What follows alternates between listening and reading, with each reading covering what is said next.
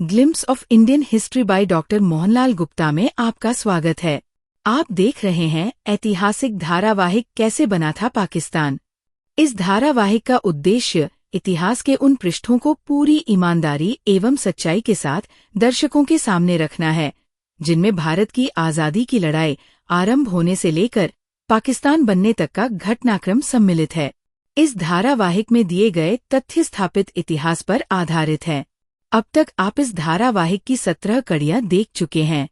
प्रस्तुत है 18वीं कड़ी। थियोडर बेक ने अलीगढ़ के युवकों में कांग्रेस के विरुद्ध जहर भरा।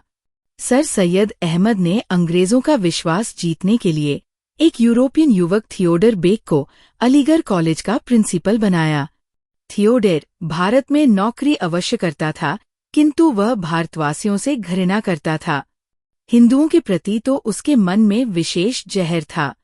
थियोडर को ये बात बुरी लगती थी कि उच्च अंग्रेज अधिकारियों ने गुलाम हिंदुस्तानियों से बात करने के लिए भारतीय राष्ट्रीय कांग्रेस जैसा मजबूत दल बनाया है।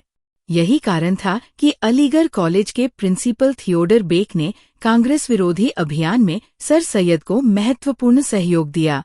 बेक ने अलीगढ़ के छात्रों को कांग्रेस से दूर रखने के लिए छात्रावासों में जाकर तथा छात्रों को अपने घर बुलाकर उनके मस्तिष्क में कांग्रेस विरोधी जहर भरा।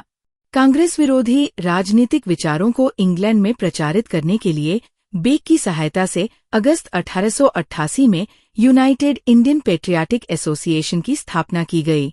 बेक द्वारा कांग्रेस की नीतियों के विरोध में की जा रही कार्यवाहियों का एकमात्र लक्ष्य ये था कि ब्रिटिश सरकार कांग्रेस की मांगों को स्वीकार न करे। फिर भी ईस्वी 1892 में भारतीय परिषद अधिनियम पारित हो गया। इसलिए पुनः मुस्लिम हितों की रक्षा के लिए थियोडर बेक ने सर सैयद के सहयोग से दिसंबर 1893 में Mohammedan Anglo oriental defence association की स्थापना की। वह इस संस्था के माध्यम से भारतीय मुसलमानों को एक राजनीतिक शक्ति के रूप में प्रस्तुत कर अंग्रेजी राज्य से उनके लिए अधिक से अधिक लाभ उठाने का प्रयास कर रहा था। एसोसिएशन द्वारा मुसलमानों को बिना किसी प्रवेश परीक्षा के तकनीकी शिक्षा संस्थानों में प्रवेश, व्यवस्थापिका सभा तथा अन्य स्थानीय स्वशासी निकायों में मुसलमानों के समुचित प्रतिनिधित्व तथा सांप्रदायिक प्रणाली के आधार पर पृथक निर्वाचन पद्धति की स्थापना की मांग की गई। इन मांगों के लिए प्रस्तुत आधारभूत सिद्धांत इस प्रकार थे। पहला सिद्धांत ये था कि जिन नगरों में मुस्लिम जनसंख्या 15% थी, वहां की नगर पालिका में कम से कम एक मुस्लिम सदस्य अवश्य होना चाहिए।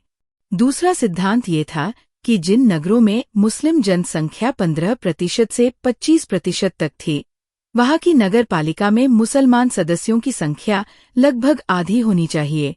तीसरा सिद्धांत ये था कि जिन नगरों में मुस्लिम जनसंख्या 25% से अधिक हो, वहां आधे सदस्य अवश्य मुसलमान होने चाहिए। एसोसिएशन के उद्घाटन भाषण में बेक ने कहा, इस समय देश में 2 आंदोलन चल रहे हैं। पहला राष्ट्रीय कांग्रेस का और दूसरा गौहत्या विरोधी। पहला आंदोलन ब्रिटिश विरोधी है और दूसरा मुस्लिम विरोधी।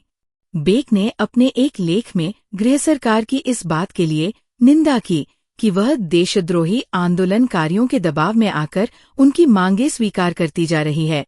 ये एक आश्चर्य की ही बात है कि थियोडर बेक जैसे लोग शिक्षक थे, किंतु इतने पवित्र कार्य में संलग्न होते हुए भी भारत में अशांति एवं घृणा फैलाने का कार्य करते थे। इन अंग्रेज युवकों को उन हिंदुओं से ढेर सारी शिकायतें थीं, जो किसी के साथ बैठकर भोजन नहीं करते थे तथा मांस खाने और शराब पीने को बुरा समझते थे। ऐसा नहीं है कि केवल थियोडर बेक ही ऐसा अंग्रेज था जो भारत में नौकरी करते हुए भी हिंदुओं से घृणा करता था।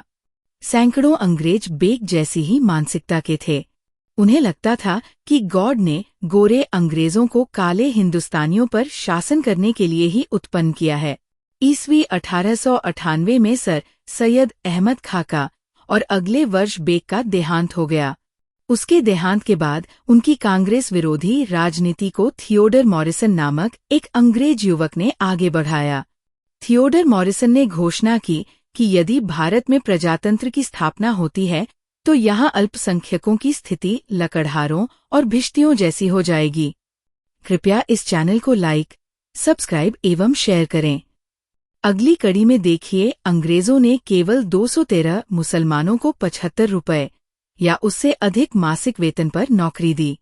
धन्यवाद। जय हिंद।